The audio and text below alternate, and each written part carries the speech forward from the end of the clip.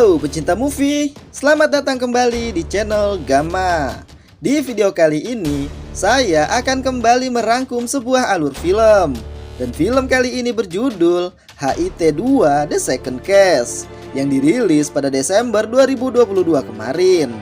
Film ini menceritakan tentang misteri pembunuhan berantai di mana pelaku membunuh korban yang semuanya adalah wanita dengan tubuh yang dipotong-potong menjadi beberapa bagian. Mampukah petugas intervensi pembunuhan memecahkan kasus pembunuhan berantai tersebut?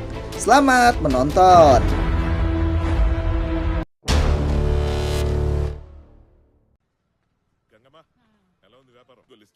Film ini dimulai dengan memperlihatkan seorang pria bernama Ram Prasad yang pulang ke rumah karena tidak jadi pergi bekerja di luar kota. Akan tetapi saat pulang ke rumah, ia justru mendapatkan istrinya yang bernama Jansi berselingkuh dengan pria lain. Prasad pun sangat terkejut dengan apa yang ia lihat. Namun esok harinya, Prasad justru dibawa oleh polisi dari rumahnya karena sang istri melaporkan pada asosiasi wanita jika dirinya dipukul dan disiksa oleh Prasad karena menolak berhubungan intim. Dan fitnah yang dilakukan Jansi itu membuat reputasi Prasad hancur. Bahkan Prasad diberhentikan dari pekerjaannya karena fitnah tersebut. Prasad yang berprofesi sebagai tukang kayu mencoba melanjutkan kehidupannya dengan membuat rumah pohon di halaman belakang rumahnya. Lalu scene pun berlanjut ke 15 tahun setelahnya dan memperlihatkan seorang inspektur polisi dari tim intervensi pembunuhan atau HIT yang bernama Krishna Dev atau Kedi yang menggantikan posisi dari Vikram di HIT 1 karena Vikram mengambil cuti panjang setelah menyelesaikan kasus pembunuhan. Kedi memiliki seorang kekasih bernama Arya, seorang pengusaha butik dan anggota dari Asosiasi Kesejahteraan Wanita. Dan setelah lama menjalin hubungan, Kedi pun mengajak Arya untuk tinggal bersama dan Arya pun setuju. Dan di rumah Kedi memiliki peliharaan seekor anjing yang diberi nama Max. Hingga suatu hari, polisi dikagetkan dengan pembunuhan seorang pelayan bar bernama Sanjana yang dibunuh dengan tubuh yang dipotong-potong beberapa bagian. Saat Kedi memeriksa tubuh korban, ia pun menemukan bekas gigitan di leher korban. Dan Kedi meminta timnya untuk menganalisa bekas gigitan tersebut. Dan pelaku juga memotong ujung jari dari korban. Di lokasi, tim juga menemukan cetakan sepatu merek Fila di dekat jasad korban. Akan tetapi setelah mereka mendapatkan hasil dari tim forensik, ternyata mayat yang ditemukan kemarin bukan hanya milik Sanjana. Dan hanya bagian kepala saja milik Sanjana. Sedangkan tangan, kaki, dan tubuh milik wanita yang berbeda. Dari analisis forensik, semua wanita memiliki rata-rata umur berkisar 25 hingga 35 tahun. Tetapi mereka tidak memiliki informasi identitas korban karena ujung jari tangan korban dipotong. Dan tim forensik juga tidak bisa mengidentifikasi waktu kematian dari wanita yang lain karena bagian tubuh yang lain dibekukan oleh pelaku. Sedangkan bekas gigitan di leher Sanjana, forensik menganalisa bekas gigitan tersebut. Dan dapat dipastikan jika pelaku memiliki gigi tambahan di dua gigi depannya. Namun mereka tidak mendapatkan DNA dari bekas gigitan tersebut dan juga sidik jari di TKP. Sementara cetakan sepatu di TKP, mereka mendapatkan model dari sepatu dengan ukuran 9. Dan petugas forensik yakin dan mengatakan jika pelaku adalah seorang pembunuh berantai.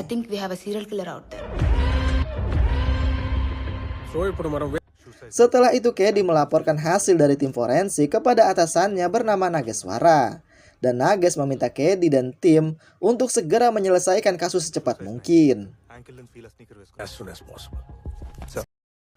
Kedi dan tim mulai melakukan penyelidikan dengan membagi penyelidikan menjadi dua bagian. Yang pertama Sanjana yang mereka ketahui identitasnya. Dan yang kedua mendapatkan identitas dari korban yang lain. Pertama mereka mendatangi Rajita, teman Sanjana yang tinggal di rumah yang sama. Rajita mengatakan jika mereka jarang bertemu atau berbicara di rumah karena memiliki pekerjaan atau kesibukan yang berbeda.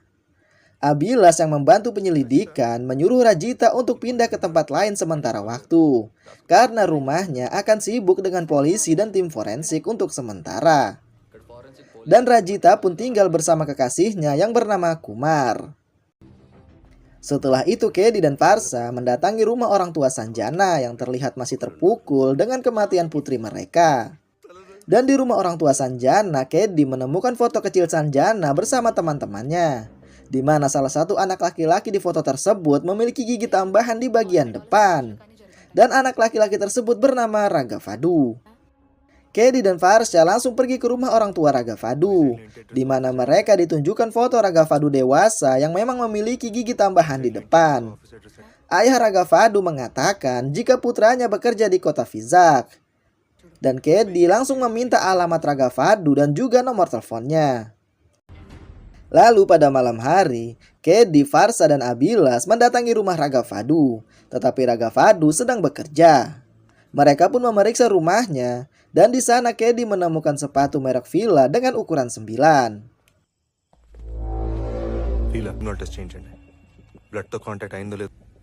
Setelah itu Kedi mendatangi Raghavadu di tempat kerjanya.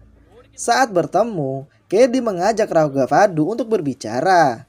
Namun tiba-tiba ayah Raghavadu menelpon dan mengatakan jika polisi datang untuk menangkapnya. Mendengar itu Raghavadu langsung mencoba melarikan diri dan bersembunyi. Tetapi Kedi berhasil menemukan dan menangkap Raghavadu. Raghavadu pun dibawa ke kantor dan diinterogasi.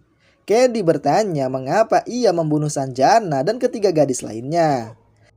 Tetapi Raghavadu menyangkal dan mengatakan jika ia tidak tahu. Bahkan pada malam hari pembunuhan Sanjana, Raghavadu sedang berada di luar kota. Namun Raghavadu tidak mau memberitahukan alasan ia pergi ke sana. Tetapi Farsha menelpon dari kantor forensik dan mengatakan jika tes yang dilakukan pada sepatu positif, di mana sepatu yang mereka temukan di rumah Raghavadu cocok dengan cetakan sepatu di TKP, yang berarti Raghavadu berada di TKP pada hari pembunuhan. Setelah selesai, Kedi mengajak Abilas pulang ke rumahnya, dan saat sampai di rumah, Arya pun memberitahukan pada Kedi jika dirinya sedang hamil, dan itu membuat mereka sangat bahagia. Kemudian esok harinya saat di kantor, Nages dan juga polisi lain memberikan selamat pada Kedi karena berhasil menangkap pelaku pembunuh berantai. Tetapi Kedi tidak merespon ucapan selamat itu karena Kedi menganggap kasusnya belum selesai selama mereka belum menemukan identitas dan jasad dari korban lainnya. Dan itu membuat Nages kesal. Raghavadu pun dibawa ke pengadilan untuk disidang dengan bukti-bukti yang mereka punya. Tetapi hingga saat di pengadilan pun, Raghavadu tidak memberitahukan alasannya pergi keluar kota karena alasan pribadi. Namun di luar pengadilan, masyarakat melakukan demo agar Raghavadu segera dihukum mati. Akan tetapi Kedi mendapat email di mana email tersebut berisi video YouTube. Dan video tersebut menjadi bukti jika Raghavadu pada hari kejadian memang sedang berada di luar kota menemui seorang gadis. Dan itu dikonfirmasi ketika Kedi menemui pemilik video tersebut. Malam harinya, Kedi langsung menghubungi petugas di tempat Raghavadu ditahan. Dan Kedi meminta petugas tersebut menemui Raghavadu. Tetapi petugas itu mengatakan jika Nages mengirim 3 petugas membawa Raghavadu untuk tes kesehatan. Dan petugas tersebut mengatakan jika ia mendengar desas-desus kalau Raghavadu akan dihabisi malam ini agar kasusnya tidak berlarut-larut. Mendengar itu Kedi langsung menghubungi atasannya dan mengatakan jika ia memiliki bukti kalau Raghavadu bukanlah pelakunya. Dan itu membuat Nages terkejut karena Nages telah mengirim 3 petugas untuk menghabisi Raghavadu atas perintah atasannya. Dan terlihat Raghavadu dibawa ke tengah hutan untuk dieksekusi. Kedi pun mendapat ide dengan menelpon seorang reporter dan meminta bantuan reporter tersebut menyiarkan berita secara langsung tentang rencana yang dibuat polisi untuk menghabisi Raghavadu. Dan juga menunjukkan bukti video kalau Raghavadu berada di kota lain pada hari kejadian. Melihat berita tersebut, polisi pun menghentikan rencana mereka kepada Raghavadu dan membawanya kembali ke tahanan. Tetapi di mobil Raghavadu justru terlihat cemas karena takut alasannya pergi keluar kota akan diketahui. Dan ternyata setelah diselidiki oleh Varsha, alasan Raghavadu pergi keluar kota yaitu menemui kekasihnya yang sudah menikah dengan pria lain. Karena tidak ingin kekasihnya akan ikut terseret dalam kasus ini dan rumah tangga kekasihnya hancur, ia pun merahasiakannya. Lalu ketika Kedi datang untuk menemuinya di penjara, Kedi dan polisi pun terkejut ketika melihat Raghavadu yang sudah mati karena gantung diri di dalam penjara.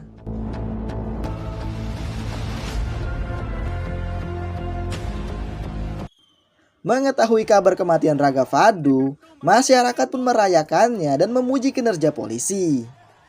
Ketika Kedi hendak masuk ke mobil, ia pun melihat foto dari Rajita yang tertempel di kaca mobil dengan garis merah di leher, seperti menandakan kalau Rajita akan menjadi korban selanjutnya. Kedi langsung menghubungi Rajita yang tinggal di rumah Kumar dan ia pun langsung pergi ke rumah Kumar. Saat sampai, Kedi langsung memeriksa rumah Kumar, tetapi tidak ada apapun yang mencurigakan. Kumar dan Rajita yang terlihat bingung bertanya ada apa. Lalu Kedi mengatakan jika nyawa Rajita dalam bahaya, karena pembunuh Sanjana bukanlah Raghavadu, melainkan orang lain dan dia sedang mengincar Rajita. Kedi meminta Kumar dan Rajita untuk berhati-hati dan jangan berpergian dulu sementara waktu. Akan tetapi saat Kedi kembali ke mobil, ia pun kembali melihat foto yang tertempel di kaca mobilnya dan foto itu adalah foto Arya dengan garis merah yang sama di leher.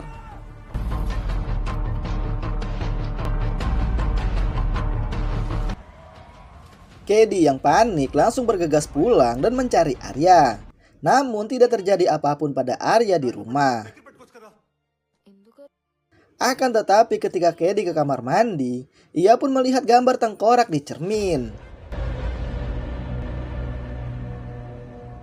Kedi dan peliharaannya Max langsung menyisir seluruh halaman rumahnya, tetapi mereka tidak mendapatkan apapun. Kemudian Kedi dan Varsha tetap melanjutkan penyelidikan untuk mencari dan menemukan identitas dari korban. Hingga akhirnya mereka mendapatkan identitas dari tangan yang ditemukan di TKP, yaitu milik seorang gadis bernama Tanya yang hilang 6 bulan lalu. Kedi pun menyuruh Varsha untuk memanggil media dan mempublikasikan identitas dari korban kedua. Dan tidak lama setelah itu, Arya menelpon Kedi setelah melihat berita tentang identitas Tanya. Dan Arya mengatakan jika ia mengenal Tanya, karena Tanya juga anggota dari Asosiasi Kesejahteraan Wanita. Kedi pun langsung menemui Arya yang sedang berada di kantor asosiasi. Ketika sampai, Kedi dan Varsha menemui pimpinan di sana dan menanyakan tentang Tanya. Dan di sana juga mereka mendapat informasi jika pimpinan sebelumnya bernama Puja yang menghilang ketika pergi ke kota Hyderabad. Dan mayat Puja ditemukan 4 bulan lalu. Kedi langsung menghubungi Abilas dan menanyakan tentang kasus Puja. Dan ternyata Puja adalah korban pembunuhan yang mayatnya ditemukan oleh Vikram 4 bulan lalu dengan bagian tubuh yang hilang. Ternyata Puja, Tanya termasuk Sanjana adalah anggota dari Asosiasi Kesejahteraan Wanita. Dan pelaku selama ini mengincar wanita dari asosiasi tersebut untuk dibunuh. Lalu Kedi bertemu dengan seorang wanita tua yang sudah bekerja di kantor asosiasi sejak awal organisasi dibentuk, bernama Durgama. Dan dari dialah Kedi mendapat informasi jika 15 tahun yang lalu, seorang pimpinan dari organisasi ini juga dibunuh. Dan pimpinan itu bernama Jansi. Jansi tidak memiliki keluarga dan tinggal sendiri. Dan lalu Durgama pun memberikan alamat rumah Jansi.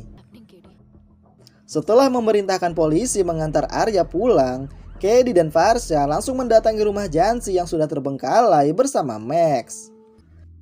Ketika masuk ke dalam rumah, mereka pun menemukan rumah pohon di halaman belakang dan juga foto Prasad di dalam rumah pohon tersebut.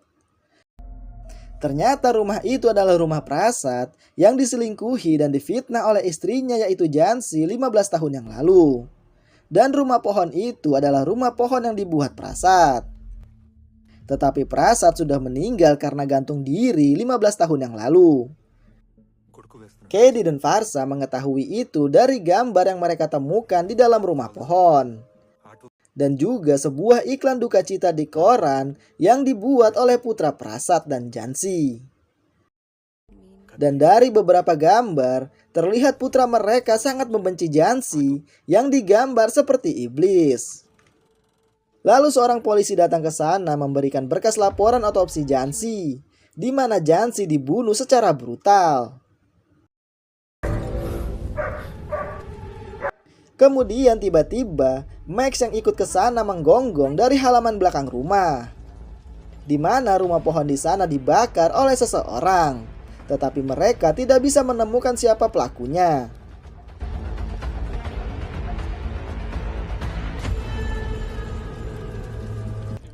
Akan tetapi hal yang tidak diinginkan terjadi ketika Kedi pulang ke rumah, ia tidak menemukan Arya di rumah. Kedi menjadi panik ketika menemukan kertas dengan gambar rumah pohon di mejanya. Dan Kedi yakin pelakunya pasti putra Prasad. Lalu Farsa datang ke sana dengan membawa beberapa koran, di mana di koran tersebut putra Prasad selama 9 tahun telah memasang iklan duka cita untuk Prasad di berbagai surat kabar. Kedi dan Farsa langsung memeriksa beberapa koran tersebut untuk mencari tahu nama dari putra Prasad dan Jansi. Namun mereka tidak menemukannya di koran manapun. Akan tetapi di setiap iklan duka cita Prasad juga ada iklan sebuah klinik gigi di bawahnya. Ditambah logo dari klinik gigi tersebut terlihat mirip dengan gambar yang ditemukan di rumah pohon. Kedi kembali memeriksa berkas dari ketiga korban, di mana ketiga korban tersebut diketahui pernah mendatangi klinik gigi yang sama, yang membuat Kedi yakin jika pelakunya adalah seorang dokter gigi. Kedi menyuruh Farsa untuk pergi ke rumah Rajita karena kemungkinan Rajita pernah datang ke klinik tersebut. Sedangkan Kedi saat mendapatkan alamat dari klinik gigi, ia pun langsung pergi ke sana. Kedi langsung masuk dan memeriksa ke dalam klinik tersebut, dan di sana ia pun melihat foto Prasad dan juga beberapa lukisan yang ternyata di balik lukisan tersebut tersimpan potongan-potongan tubuh dari korban yang dibunuh.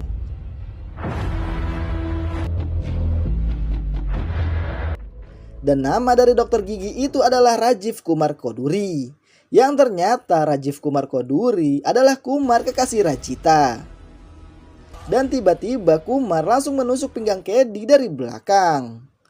Walaupun sempat melakukan perlawanan, tetapi Kedi akhirnya pingsan karena kehabisan banyak darah. Dan ketika ia sadar, ia sudah dalam posisi di mana tangan dan kakinya terikat di kursi.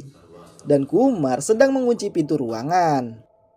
Kemudian ia menggunakan gigi palsu untuk menggigit leher Kedi seperti yang dilakukan pada korban-korban lain. Lalu Kumar membawa Arya yang juga sudah terikat di kursi roda. Setelah itu Kumar mengambil gergaji mesin yang selama ini ia gunakan untuk memutilasi korban. Kedi pun mengatakan jika Kumar adalah psikopat karena membunuh ibunya sendiri. Dan itu membuat Kumar marah karena menurut Kumar, psikopat yang sebenarnya adalah ibunya atau Jansi yang telah menyebabkan ayah yang sangat ia cintai gantung diri karena demi kesenangan seksual ibunya. Dan semua wanita di Asosiasi Kesejahteraan Wanita mendukungnya. Karena itulah Kumar membunuh ibunya sendiri dan juga beberapa wanita yang menjadi anggota asosiasi tersebut. Setelah itu Kedi tiba-tiba tertawa dan mengatakan pada Kumar jika ibunya adalah seorang pelacur, apa jaminan Kumar kalau Prasad adalah ayahnya? Bahkan wajah Kumar tidak terlihat mirip sedikit pun dengan Prasad. Kumar pun termakan kata-kata Kedi, lalu ia membuka pintu untuk mengambil foto Prasad dan menunjukkan kemiripan antara ia dan ayahnya. Caddy justru mengucapkan terima kasih, lalu bersiul memanggil Max. Max pun langsung masuk dan menyerang Kumar. Dan di waktu yang sama, Varsa pun tiba di sana dan berusaha menembak Kumar. Tetapi Kumar justru merebut pistol Varsa, lalu menembak Max yang sedang menggigit ikatan di tangan Caddy. Hingga Caddy akhirnya mampu melepaskan semua ikatan, lalu kemudian menyerang Kumar dan memukuli wajahnya hingga hancur. Setelah itu Caddy, Arya, dan Max dibawa ke rumah sakit dan mereka semua selamat. Max.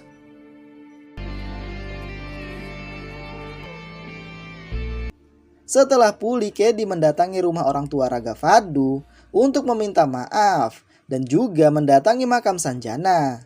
Setelah itu Caddy pun bersiap-siap karena ia akan dipindahkan ke kota lain. Sebelum pergi, ia pun bertanya kepada Varsa bagaimana Varsa mengetahui lokasinya malam itu. Dan itu karena Varsa memasang GPS di mobil Caddy. Di akhir film, Caddy pun menikahi Arya. Abilas yang datang ke sana mengatakan pada Caddy jika petugas yang menggantikan posisinya akan datang untuk memberikan selamat. Dan petugas tersebut bernama Arjun Sarkar. Sepertinya Arjun Sarkar yang akan melanjutkan kasus ketiga nanti. Dan film pun selesai.